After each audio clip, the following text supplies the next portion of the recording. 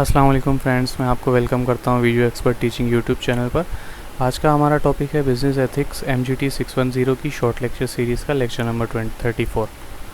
Lecture number 34 में जो topic हम कवर करने वाले हैं उसमें है consumer and information, who should pay the product liability debate, should consumer bear more responsibility or on the other hand should manufacture bear more responsibility. तो आइए कवर करते हैं ये टॉपिक वन बाय वन। इसके लिए हम चलते हैं अपने हैंड आउट की तरफ।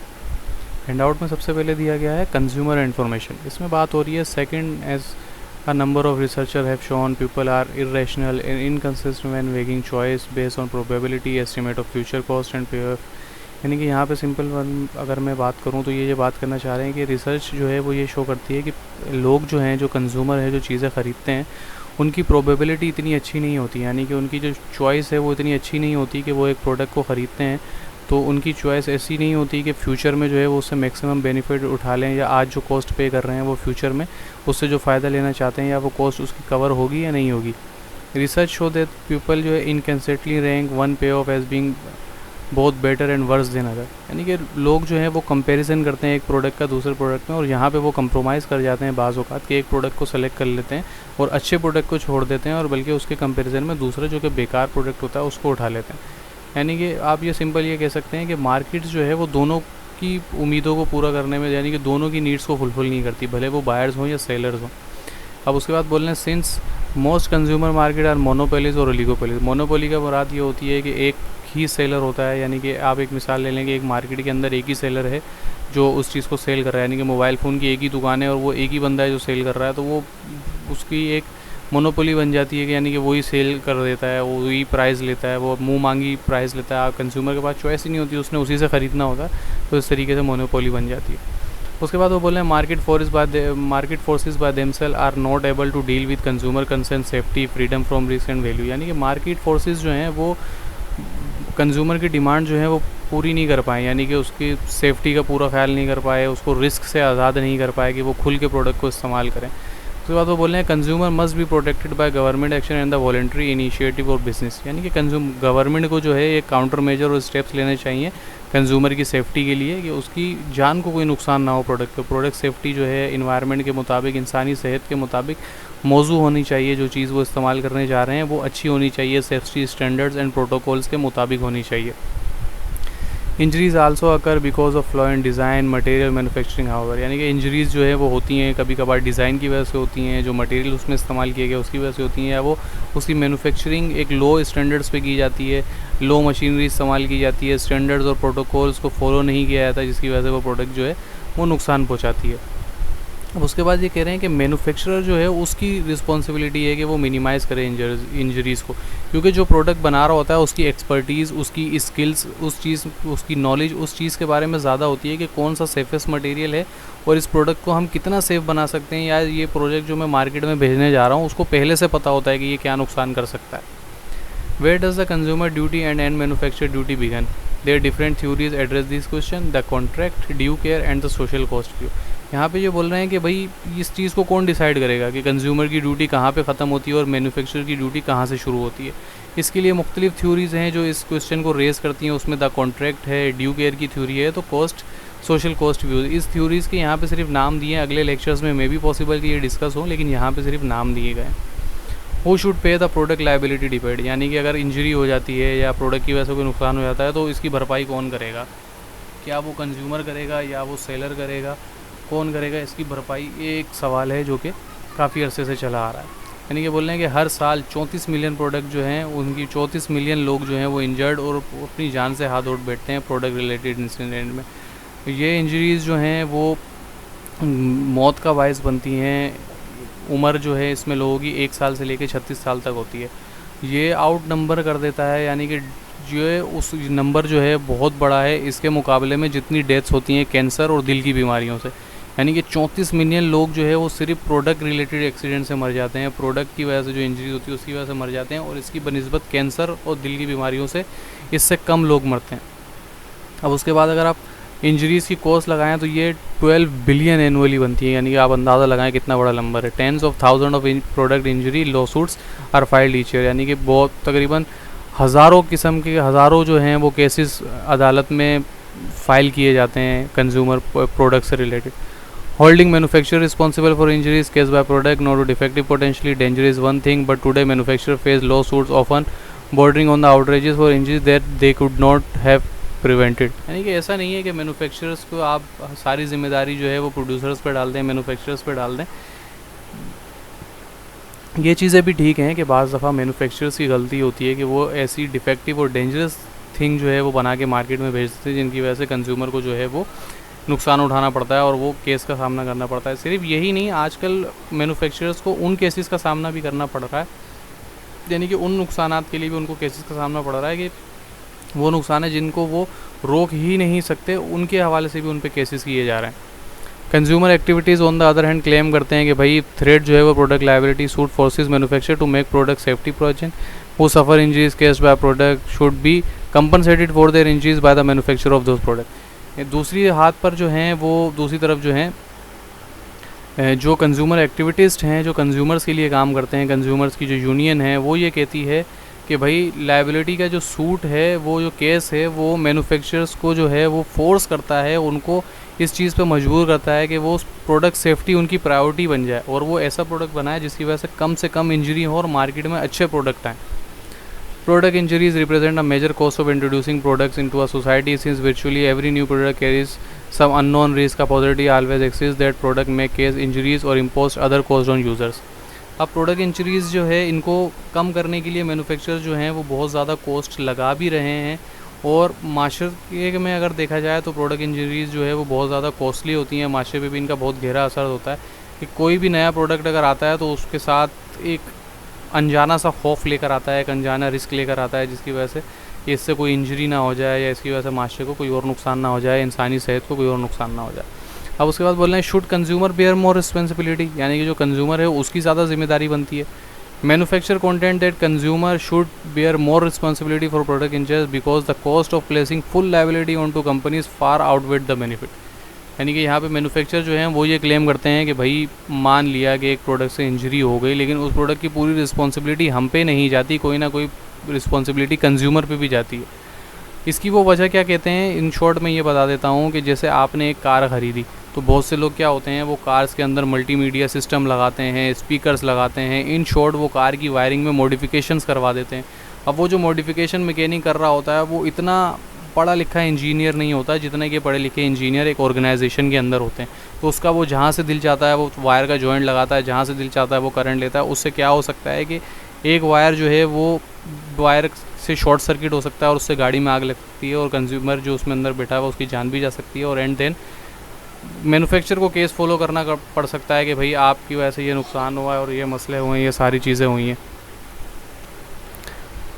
तो ये सारी चीज़ें जो हैं ये कंज्यूमर को फेस करना पड़ सकती हैं कि ऐसा ही नहीं कि मैन्युफैक्चरर की गलती है, कंज्यूमर की भी गलती हो सकती है। The rising cost of product liability insurance and lawsuit has held in turn to great increase in consumer price. यानी कि ये जो लॉ सूट्स केस वगैरह होते हैं, सारी चीज़ें होती हैं, इनकी वजह से जो है वो इंश्योरेंस बहुत ज़्यादा बढ़ती जा रही है, इंश्योरेंस लायबिलिटी बढ़ती जा रही है और उसके अलावा कंज्यूमर की जो प्राइसेस हैं वो भी बढ़ते जा रहे हैं। यानी कि कंज्यूमर को जो है एक प्रोडक्ट के लिए, जब जाहिर सी बात है मैन्युफैक्चर जो है उसकी सेफ्टी कॉस्ट के ऊपर पैसे लगाएगा, उसके ऊपर उसको इम्प्रूव करने की कोशिश करेगा तो उस पर उसकी कॉस्ट आएगी, तो वो कॉस्ट कंज्यूमर से ही चार्ज करेगा। उसके बाद ये कह रहे हैं कि इन लॉ सूट्स की वजह से और लायबिलिटी क्लेम की वजह से जो है वो इकोनॉमी पे भी बहुत ज़्यादा बर्डन आ रहा है। जब कंपनी जो है वो बहुत ज़्यादा केसेस को फेस करना शुरू कर देती हैं तो कंपनी अपने ऑपरेशंस जो है वो स्केल डाउन करती हैं, जिनकी वजह से क्या होता है कि बहुत सारे लोगों की जॉब्स चली जाती है। अब in the recent reports by the conference board के रिपोर्ट के कि 15% ऑफ कॉरपोरेशन जो है उनका जो उन्होंने सर्वे किया है कि वर्कर जो हैं बिकॉज ऑफ 15% वर्कर जो है उनको जॉब से निकाल दिया गया है। क्योंकि उसको वजह क्या थी पीछे, liability cost, while 8% had been force to close plants together. यानी कि 8% कंपनीज ऐसी हैं जिन्होंने अपना प्लांट ही क्लोज कर दिया, यानी कि लॉ सूट में उनके अगेंस्ट केस आ गया, वो अपने आप को सही साबित नहीं कर पाया एंड देन कोर्ट ने ऑर्डर किया कि आप अपने प्लांट्स और अपने ऑपरेशंस बंद कर दें, जिसकी वजह से बहुत से वर्कर्स की नौकरियां चली गई।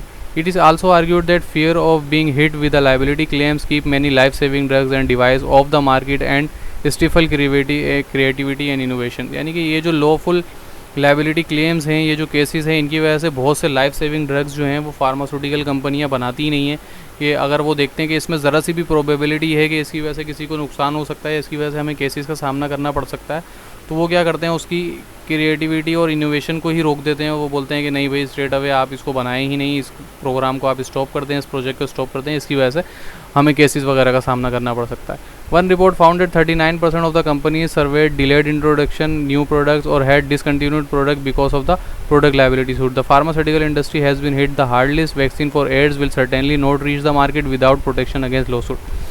अब यहाँ पे कह रहे हैं कि 39% कंपनीज ऐसी हैं, उनका सर्वे किया गया कि उनके सर्वे के मुताबिक ये है कि वो डिले कर देती हैं अब नए प्रोडक्ट मार्केट में इंट्रोड्यूस करना, या तो वो बिल्कुल डिसकंटिन्यू कर देती हैं नए प्रोडक्ट को, जो प्रोडक्ट होते हैं उन्हीं को चला रही होती है, सिर्फ और सिर्फ ये जो लायबिलिटी के केसेस हैं इनकी वजह से। इसमें जो सफ़े अव्वल में आती है, यानी कि सबसे ज़्यादा इससे जो इंडस्ट्री मुतासिर हुई है वो फार्मास्यूटिकल इंडस्ट्री, जो मेडिसिन वगैरह बनाती है।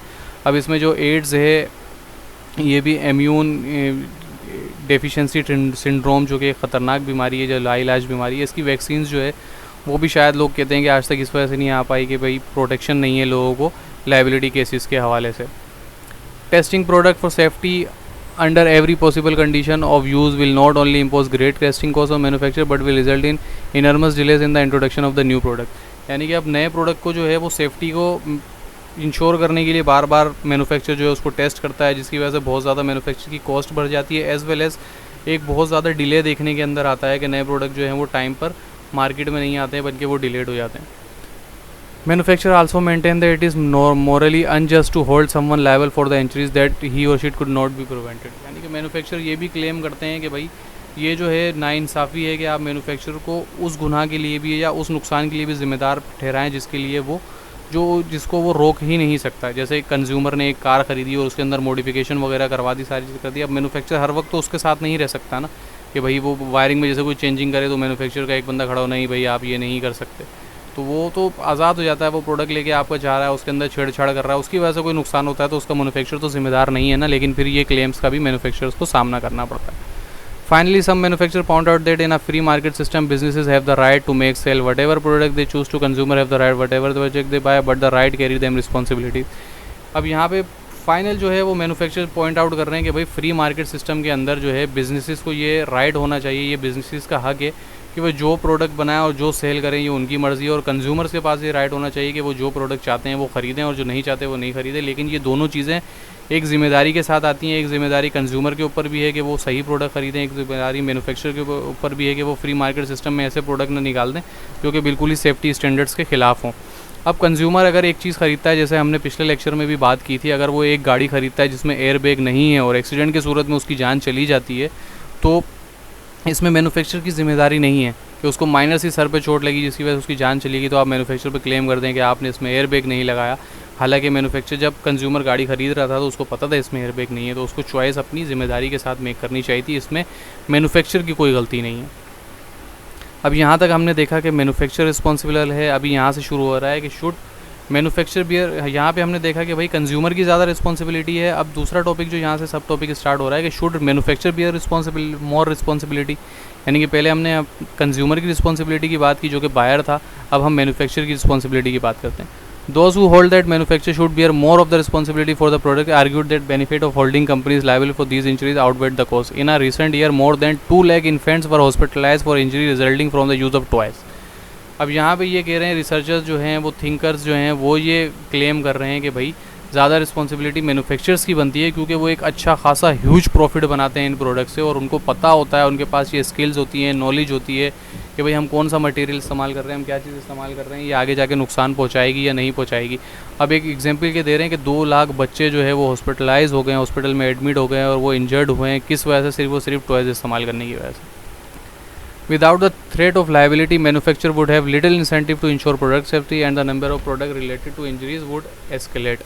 यहाँ पे ये कह रहे हैं अगर ये थ्रेट नहीं होगा, ये खौफ नहीं होगा मैन्युफैक्चरर को कि लाइबिलिटी के सूट उसको केसेस का सामना करना पड़ सकता है और लाइबिलिटी पे करनी पड़ सकती है, तो नुकसान का अजाला करना पड़ सकता है कंज्यूमर के ऊपर, कंज्यूमर उसको कोर्ट में ले जाएगा, तो वो सेफ्टी प्रोडक्ट बनाएगा ही नहीं। वो जैसा दिल करेगा वो प्रोडक्ट बनाएगा। एथिकली कुछ लोग होंगे जो कि अपने एथिक्स का ख्याल रखेंगे, मोरालिटी का ख्याल रखेंगे और वो अच्छे प्रोडक्ट बनाएंगे, लेकिन ज़्यादातर लोग जो हैं वो सेफ्टी की तरफ जाएंगे ही नहीं, वो बस प्रोडक्ट और अपने प्रॉफिट से कंसर्न रखेंगे।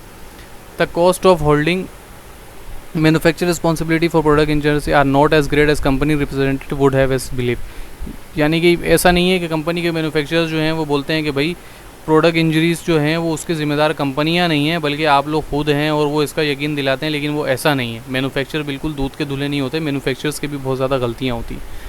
A recent study by RAND Corporation found that although the number of product liabilities lawsuit had increased nearly 8-fold during the last decade, more and half of the lawsuit involved only a handful of companies, reflecting mass legislation against a few asbestos and pharmaceutical companies. अब यहाँ पे एक recent study show कर रही है कि आप मिसाल ले लें कि बहुत ज़्यादा केसेस किए गए हैं लास्ट ईयर में इन कंपनीज़ के ख़िलाफ़, और उन केसेस में आधे से ज़्यादा केसेस के जो फैसले आए हैं उसमें कंपनीज़ गिल्टी थी, यानी कि कंपनीज़ रिस्पॉन्सिबल थी जिनकी वजह से इंजरी हुई कंज्यूमर को। तो ये चीज़ कहलाती है कि भाई इसमें ज़्यादातर जो है वो फार्मास्यूटिकल कंपनीज इन्वॉल्व थी, जो कि दवाइयों की कंपनी बनाती, क्योंकि दवाइयाँ जब बनाती हैं उसके फार्मूले में बहुत ध्यान रखना पड़ता है। तो इसमें क्या होता है कि अगर वो फार्मूले को यानी कि कोई एक चीज़ उसमें ज़्यादा कर देंगे तो उसकी डोज बहुत ज़्यादा ऊपर नीचे हो जाती है, और उसकी वजह से इंसान जो कि उसको खा रहा है उसको बहुत मसला हो सकता है।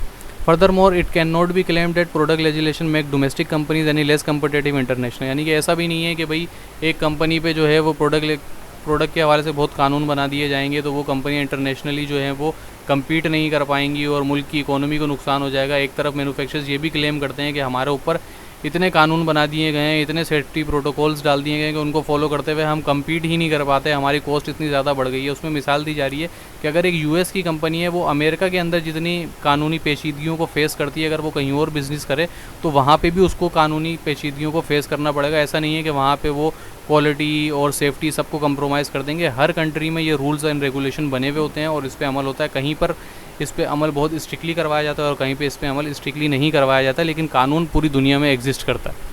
Those who hold manufacturer liable for product related injuries also claim that justice is on their side since the defective product that caused the injury were produced by the manufacturer। इस पूरे पैराग्राफ को मैं sum up करके आपको ये बताता हूँ कि इसमें ये कहना चाह रहे हैं कि मैन्युफैक्चरर जो है वो ज़्यादातर लायबल होता है प्रोडक्ट रिलेटेड इंजरीज़ के लिए, क्योंकि वो उससे बहुत ज़्यादा प्रॉफिट बना रहा होता है, वो एक अच्छी खासी एक उससे बेनिफिट हासिल कर रहा होता है। यानी कि एक चीज़ अगर 10 रुपये की मैन्युफैक्चरर को पड़ रही है तो वो उसको 100, 200, 300 तक और बाज़ केसेस में 500 तक बेच रहा होता है, 200%, 300% तक प्रॉफिट बना रहा होता है। तो जो इंजरी होती है वो मैन्युफैक्चरर को ही पे करना चाहिए, यहाँ पर ये थिंकर ये कहते हैं। और उसके ज़्यादा ये आर्ग्यू भी करते हैं कि भाई जो इंजरी हुई है उसमें जो पार्टी है उसको, यानी कि जो मैन्युफैक्चरर्स हैं उसको ज़्यादा नुकसान को बेयर करना चाहिए, क्योंकि मैन्युफैक्चरर्स को पहले से पता होता है कि इसके प्रोडक्ट में क्या क्या रिस्क हैं, इसकी वजह से क्या क्या नुकसान हो सकते हैं, इसमें मैं कैसा मटेरियल इस्तेमाल कर रहा हूँ, क्या चीज़ कर रहा हूँ। और मैन्युफैक्चरर को जो है वो अपना प्रोडक्ट जो है वो लेबोरेटरी में भी सर्च करता है, उसके पास इंजीनियरिंग की नॉलेज भी होती है, टेक्निकल नॉलेज भी होती है, और उसके बाद बजट भी होता है कि वो प्रोडक्ट के रिस्क को जो है वो एनालाइज़ करके देखे, उसके ऊपर वो एक्सपेरिमेंट करके देखे कि ये ठीक है या नहीं है। तो कंज्यूमर के पास जो है वो सारी चॉइसेस नहीं होती। अब आप एक मिसाल ले लें कि एक दुनिया की बहुत मशहूर कंपनी है, वो ऑटोमेटिकली सेल्फ ड्रिवन कार्स बनाती है, यानी कि वो कार्स खुद से चलती हैं। तो वो कितने ज़्यादा एक्सपेरिमेंट कर रहे थे, क्योंकि अगर ऐसा ना हो कि वो सॉफ्टवेयर के थ्रू काम कर रही होती है, आर्टिफिशियल इंटेलिजेंस के थ्रू काम कर रही होती है, ऐसा ना हो कि कंज्यूमर जो है वो उस पर ट्रस्ट करके बैठा है कि कार ऑटोमेटिकली चल रही है, लेकिन कार अचानक से जाके टकरा जाती है या रोड पे टर्न नहीं करती, खाई में गिर जाती है, तो उसकी वजह से कितना बड़ा लॉस हो सकता है। तो इसमें मैन्युफैक्चरर जिम्मेदार है पूरा तरीके से, और ये बात बिल्कुल ठीक है। Consumer activities also challenge that the corporate claims that consume freely choose to buy unsafe product. Consumer, they argue, are woefully uninformed about the product they buy because they don't have access to information about the product.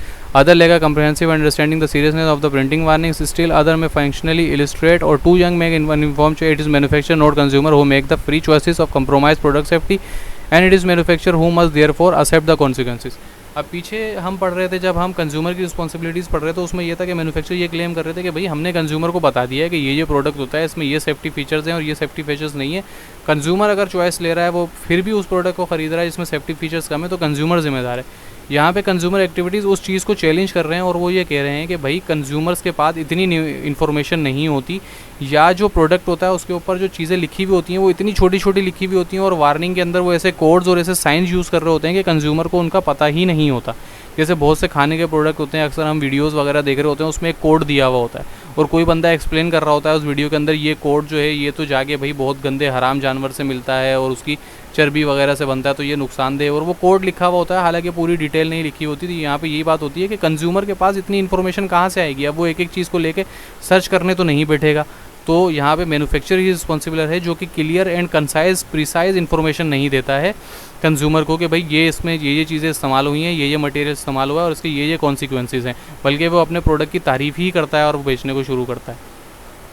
अब उसके बाद last में कह रहे हैं as long as product are produce product injury will occur, who should bear the cost of this injuries, our answer required that we weigh the claim of consumer against those of manufacturer claim which appeal in which different way to our desire minimize harm our ideal of justice and commitment to take responsibility for choices mismade. यहाँ पे बोल रहे हैं कि जितनी जब तक product बनते रहेंगे प्रोडक्ट इंजरीज भी होती रहेंगी। अब सवाल ये पैदा होता है कि इसकी कॉस्ट को, जो इंजरीज़ की वजह से जो नुकसान होगा, इसकी कॉस्ट को कौन बेयर करेगा।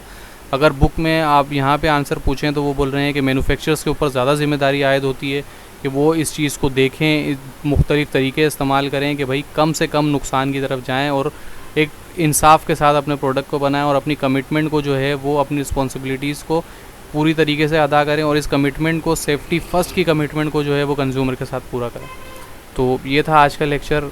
कोशिश की है मैंने कि मैं इसको शॉर्ट से शॉर्ट टाइम के अंदर कवर करूँ। लेक्चर काफ़ी लेंदी होते जा रहे हैं, तो ये लेंदी लेक्चर थोड़ा सा ज़्यादा टाइम ले लेते हैं। ये हाईलाइटेड नोट्स जो हैं अगर आपको चाहिए तो वीडियो के डिस्क्रिप्शन में मेरा ईमेल आईडी मौजूद है, मुझे ईमेल करें एंड दिन मैं आपको ये प्रोवाइड कर दूँगा। मुझे फ्री ऑफ कॉस्ट प्रोवाइड कर दूंगा, ऐसा नहीं है कि मुझे कोई पैसे चाहिए। बस मुझे जो आपसे सपोर्ट चाहिए कि वीडियो को लाइक करें, शेयर करें, चैनल को सब्सक्राइब ज़रूर करें। हम जब अपने चैनल के एनालिटिक्स देखते हैं तो 90 to 100% लोग ऐसे हैं, बाज़ केसेस में 98% लोग ऐसे हैं जो कि वीडियो पूरी देखते हैं लेकिन चैनल को सब्सक्राइब नहीं करते। काइंडली वीडियो को लाइक करें, शेयर करें, चैनल को सब्सक्राइब ज़रूर करें, क्योंकि ये हमें, मेरी टीम को मोटिवेट करते हैं मज़ीद वीडियोस बनाने के लिए। हमारा मकसद सिर्फ ये है कि हम ऐसी जामे वीडियोस आपको बना के दे दें, आप सिर्फ वीडियोस को देखें, इनको सुनें और देन ईज़िली आपकी तैयारी हो जाए, आपके कॉन्सेप्ट क्लियर हो जाए, आपकी बेस बन जाए और आप ईज़िली जाके पेपर अटैम्प्ट करें और अच्छा स्कोर करें। Thank you so much. आज के लिए इतना ही, मिलते हैं अगली वीडियो में।